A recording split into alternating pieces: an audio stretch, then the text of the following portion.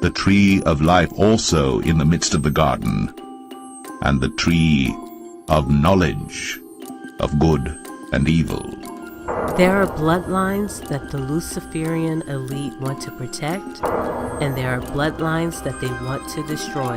The divine right to rule has been passed down through millennium, a seed line that winds its way to the modern monarchs, royal families, prime ministers, popes, and presidents. And the first came out red, all over like an hairy garment. They called his name Esau. The vast majority of these people, the descendants, the bloodline descendants of these beings, rule the world today. Are not only related, the enmity between the seed lines, but have Rh negative blood. Maintain humanity under 500 million. Take the high-tech companies of the modern world.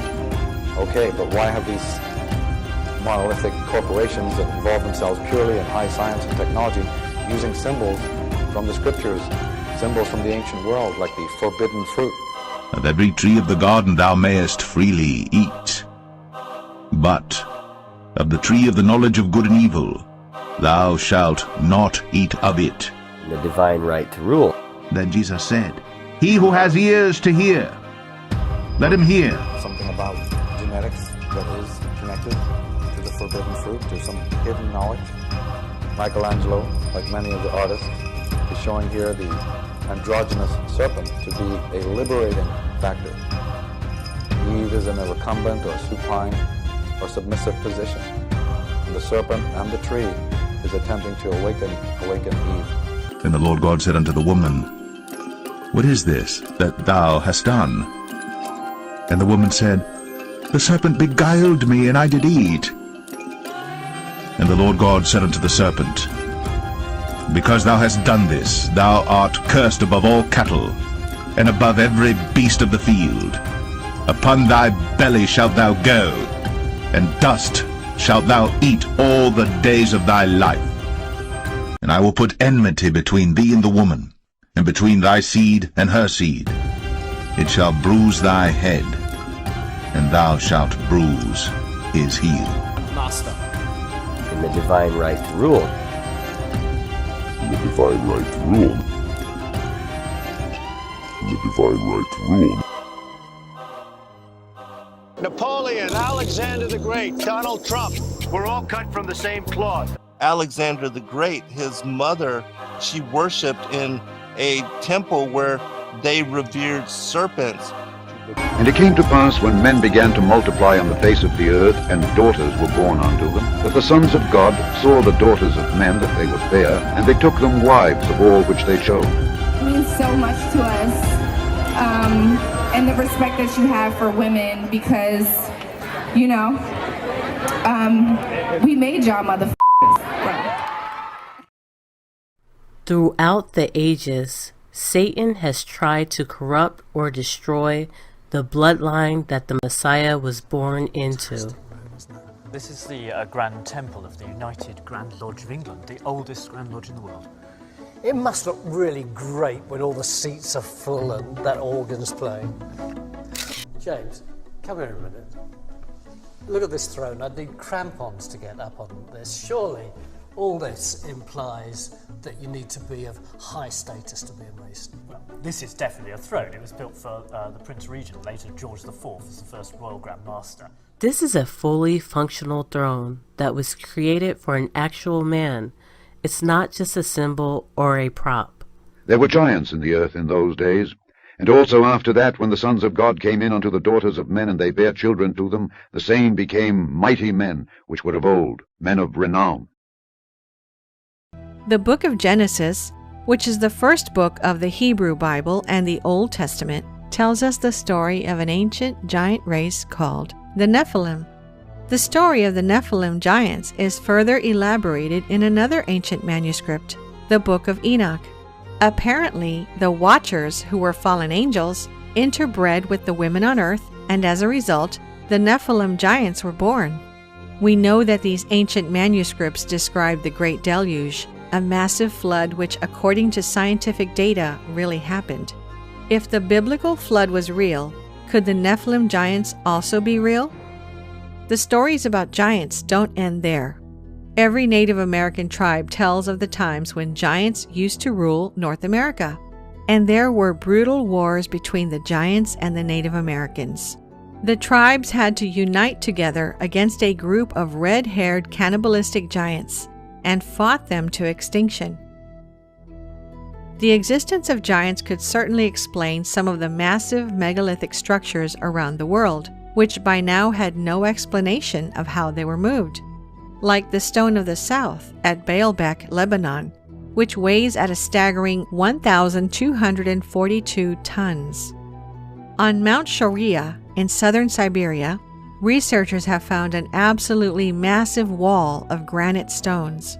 Some of these gigantic granite stones are estimated to weigh more than 3,000 tons, more than double the weight of those in Lebanon. Just as humans have special gifts and abilities and each is unique, so too the angels were unique, and each used their own special gifts for defiling mankind. So each taught mankind the arts which they themselves loved most. They took wives of human women whom they called beautiful, and fathered the race of giants we know as the Nephilim. Not only did the angels sin against man, but they sinned against animals as well. It is believed this means that they genetically engineered new kinds of creatures by mixing the genes of different kinds to create the mythological creatures of old. The entire world was deluged by Noah's flood, and the dinosaurs, along with billions of other creatures, were wiped out. Let's take a quick look at some evidences that show that the biblical account might actually be true. Mass graves, with many found in the classic death pose with their necks arched back, choking as they died. Museum signs everywhere even admit they died in a watery catastrophe, laid down by water all over the earth. And when we look at the dinosaur fossil record, we see that they were buried furiously, rapidly, and simultaneously, oftentimes found fleeing in groups. Take this massive bone bed in Hilda, Canada. Thousands of centrosaurs were catastrophically buried over an entire square mile. Or this one in China, where thousands of different kinds of dinosaurs were simultaneously buried.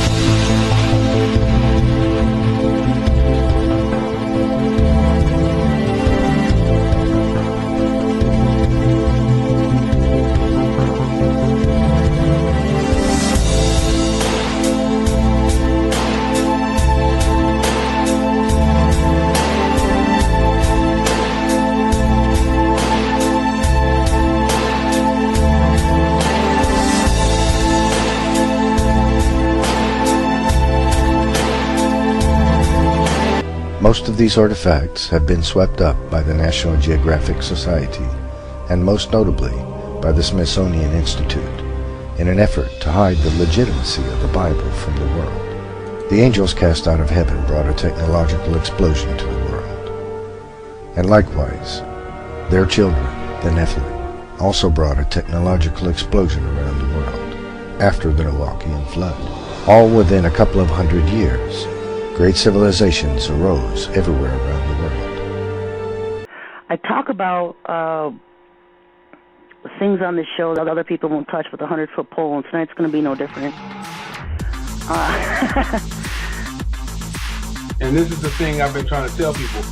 You don't understand what demigods is? Did you look it up when I told you to? Like, I talked about this last week. Do you know what a demigod is? A demigod is a person that's half supernatural and half human. Who you think made the pyramid? Who you really think made those pyramids, man? Did you not know that the pyramid is also on the side of the moon? Did you know that? Did you know the pyramid that you see in Egypt is on the side of the moon? I wonder why. Spirit took them over. You ain't gonna come here and think you're gonna set up camp, and the fallen angels, this is their home. They got nowhere else to go. They can't go out in the galaxy. The Lord forbids them to go. They can go from the moon to earth. That's it. And they decided, okay, we're going to take the Lord's people and destroy them. And that's what they're done. And that's the offspring of angels. When the angels' fathers came down here and mixed seed with the human side, they left their offsprings on earth. When the Lord put their fathers in captivity, they still was roaming the earth. Almost every human has been successfully occupied.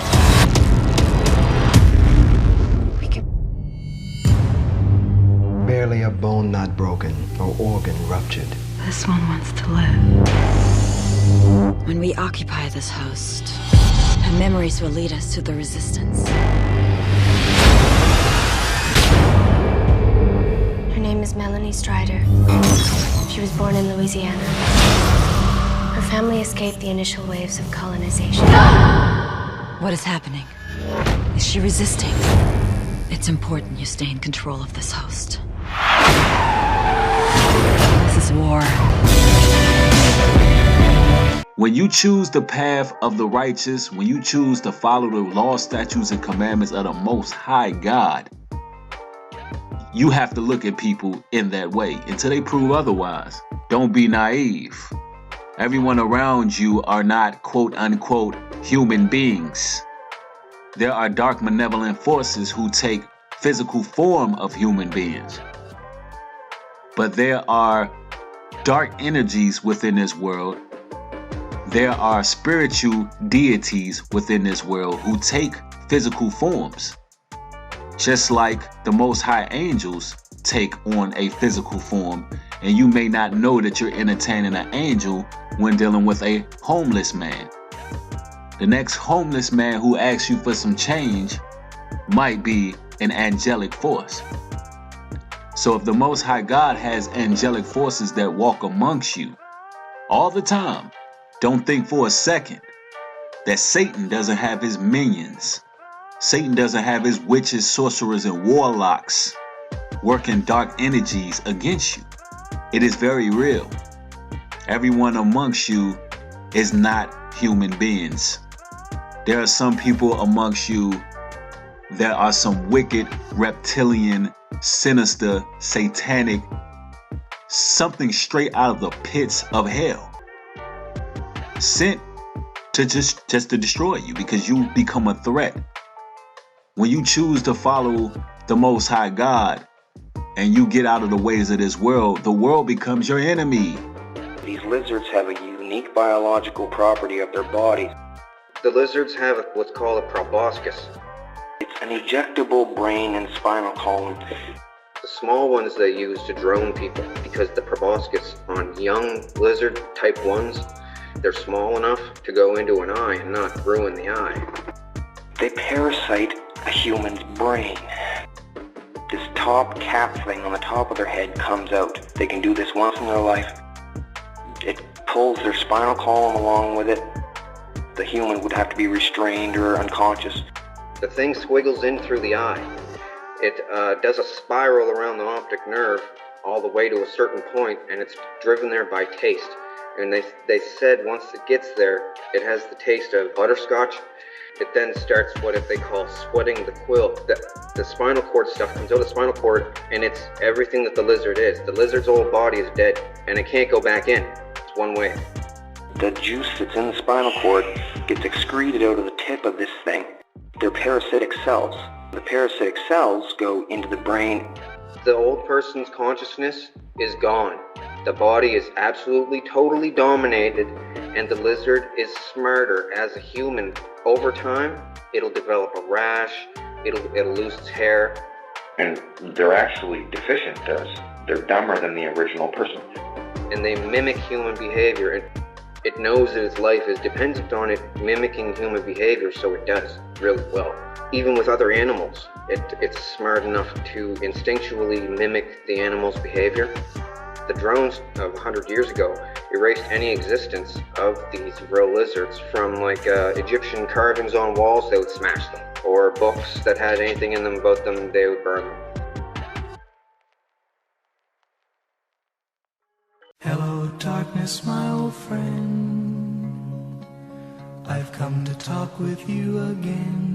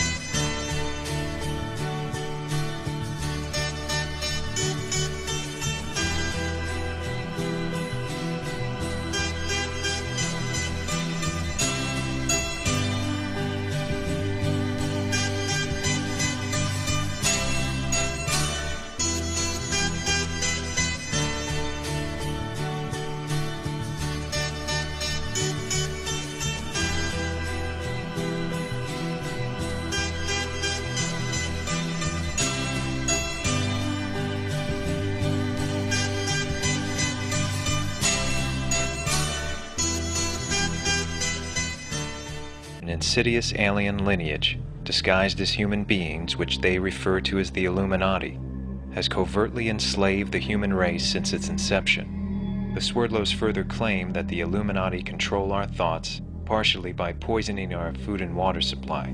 Nazi scientists knew that there were certain things, chemicals, that they could put in food and water and medication to dumb down the brain, damage the body, make the person weaker so that they could be more controllable. Things like fluoride, chlorine in the water, mercury and aluminum in your food.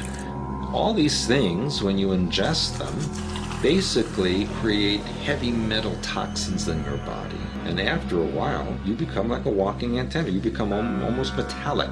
You pick up the ELF and microwave signals and scalar waves that are transmitted from satellites and cell phone towers, etc., so that you're constantly available for programming 24/7. We live in a world of now over 7 billion people. The Illuminati, or those who could claim connection to Illuminati, are really just a few 100,000. So the odds are stacked against them. If everyone in the world rebelled against the Illuminati, they could be overrun in moments. We all know that MK Ultra mind control is 100% real. It's been disclosed. We are not professing to tell you the complete story of these activities. We are professing to tell you the complete story that we know. Right. But these records that we've uncovered don't tell the story. They tell pieces of it. They apologized for it. Thousands of government-sponsored experiments did take place at hospitals, universities, and military bases around our nation. Some were unethical, not only by today's standards, but by the standards of the time in which they were conducted. Nobody should have to go through this. The United States of America offers a sincere apology to those of our citizens who were subjected to these experiments. And we know that they're still doing it, and that it's far more advanced now than one could ever imagine. What I want to stress is that these guys may believe that they were coming into contact with aliens from a distant galaxy far, far away, but in fact, these are extra-dimensional beings. Some would call them demons, or even fallen angels.